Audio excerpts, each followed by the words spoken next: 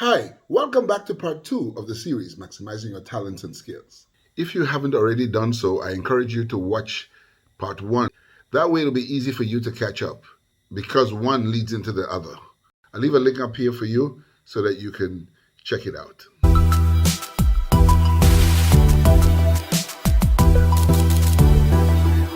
In part 1, we spoke about keeping an open mind.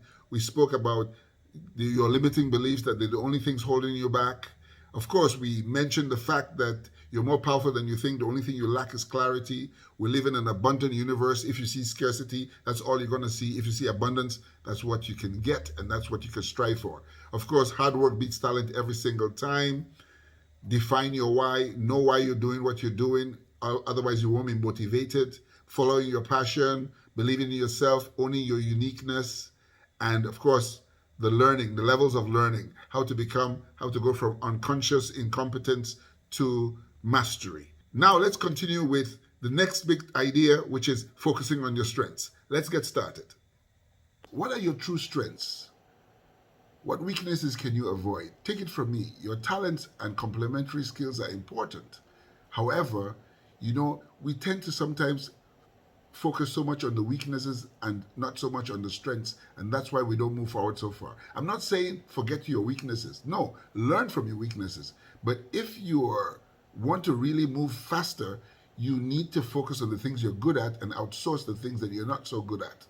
Take the Strengths Finder, the Clifton Online Assessment. You can find it. If you Google it, just Google the Clifton Online Assessment. It will help you find your strengths and your weaknesses. I took the Clifton Online Assessment, and I did another one also called the Strengths Finder Test. And let me share my results with you. But first of all, let me talk about my weaknesses.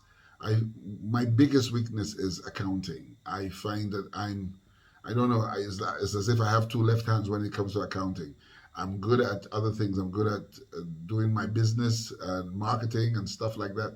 But when it comes to accounting, oh no. And that has gotten me into a lot of trouble in the past, and I'm still a work in progress, put it that way. And of course, another one is the imposter syndrome. I don't know if you've ever felt it, but sometimes, you do so many things. I've achieved quite a bit in my life, and I'm a medical doctor, I'm an ophthalmologist, I'm a surgeon, I am a public speaker, I have introduced a lot of things. I used to own a nightclub. I mean, the list is on. I can go on and on and on and on. I have a long list of achievements, but you won't believe that even though I have those lists, I sometimes feel that I'm not good enough or inadequate, or that somebody's going to find out that all these things happened. I don't even know, by magic or something like that.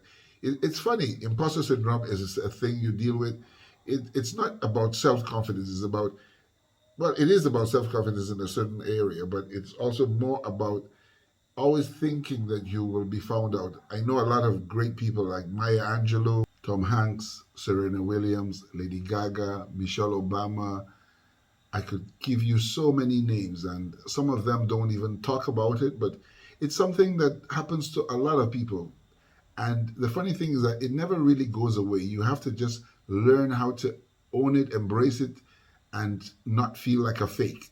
Because a lot of people don't talk about it much because they think, it's like, somebody would find out that that I might not be as good as I say I am. But it's all in the mind. You keep producing, and the only way to overcome it is to keep looking at your achievements, write down your achievements, and keep looking at the achievements all the time. Just to tell yourself, yes, I did all these things, and I'm doing more, and I have what it takes to do it. The third one is, and a lot of people would not believe it because you see me talking to you on video. A lot of people know that I speak a lot in public, and I have taken on a lot of public roles in the past, that I am actually an introvert. I would easily and happily curl up in my book, switch off the lights, and not go out for weeks and weeks. Some people who know me have that suspicion, that, no, he's always very friendly, but we don't really see him anyway. He doesn't go out, he doesn't do that. It's not that I don't go out. I'm happiest when I am doing my own thing in my own little world, and that's being an introvert. I can become an extrovert if I need to be an extrovert. I don't know if you should call it a weakness. It could also be a strength, but just sharing. Okay, let's talk about my strengths. My top signature strength is creativity, ingenuity, and originality. According to the Strengths Finder, it says, I think of new ways to do things, and that's a crucial part of who I am. I'm never content with doing something the conventional way. I always look for a better way if possible. That's the top strength. My second strength is curiosity and interest in the world. I'm always very curious about everything. I'm always asking questions, and I find all subjects and topics fascinating. And I love exploration and discovery, and this, I must agree, I like to do. But I think that's me. And my third strength is forgiveness and mercy. I forgive those who have done me wrong, and I always give them a chance, a second chance at least.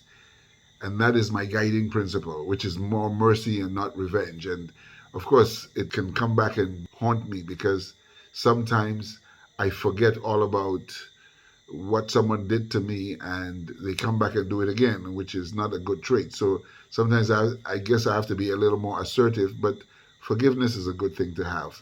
If you've forgotten, at least it helps you move forward in life because you're not attached to that person or that thing. My fourth strength is perspective. I didn't really think that I have that much perspective, but according to the Strengths Finder, it says I do. And it says, even though I may not think of myself as wise, my friends hold this opinion of me, which is great. And they value my perspective on a lot of matters and turn to me for advice, which happens a lot. And I have a way of looking at the world that makes sense to others and also to myself. And I think that maybe helps. But I think also it helps with my background because my dad was a diplomat. And I used to travel, well, I had to live in the countries that he worked in, and he worked in a lot of different countries. So I got to see the world, and I got to see different cultures, different religions. It opened my mind to a lot of things about the world, and maybe that's what they're talking about. Who knows? But you should do your own Strengths Finder test. They have different types. Even if you don't want to use the Clifton online Strengths Finder, you can find others. Just type in Strengths Finder online assessment, and you'll find a lot. And that way you focus on those things that you're really good at. It's uncanny how accurate they are. And leave your weaknesses behind so you can move further, faster. The next big idea is to celebrate your accomplishments. Celebrating your accomplishments is a crucial step in achieving success. Celebration is an important part of the human experience. It is a way of marking and commemorating in some way a major event. Be proud of your work. Give yourself a pat on the back. Acknowledge how far you've come in life. You made it. You're here. You're doing this. Isn't that cool? The next thought is to step outside of your comfort zone. Stepping outside of your comfort zone means taking risks. There's the saying, the cave you fear to enter holds the treasure you seek. The cave you fear to enter holds the treasure you seek. Taking risks may be challenging at first. You will also hear people say that they are glad they stepped outside of their comfort zone, despite feeling vulnerable. If you're not open to learning new things or experiencing new things, you will never discover your hidden talents. Do something every day. Try something new. Take risks. Learn something new. Make mistakes. Fail forward. Get back up again. Keep going. Never stop learning. That's how you maximize your talents and skills. So what resonated with you? What did you like in the video? Let me know in the comments below. And of course, don't forget to subscribe to the channel because that's the only way we're going to get more videos out to you. So that's a wrap for part 2 of the series, Maximizing Your Talents and Skills. Don't forget to rewatch part 1 and then again part 2 before we go on to part 3 because part 3 is coming very soon. Look out for it. I'd love to have you hang out with me. You were born to make a difference. Set mind to purpose. You're more powerful than you think. Have a good one.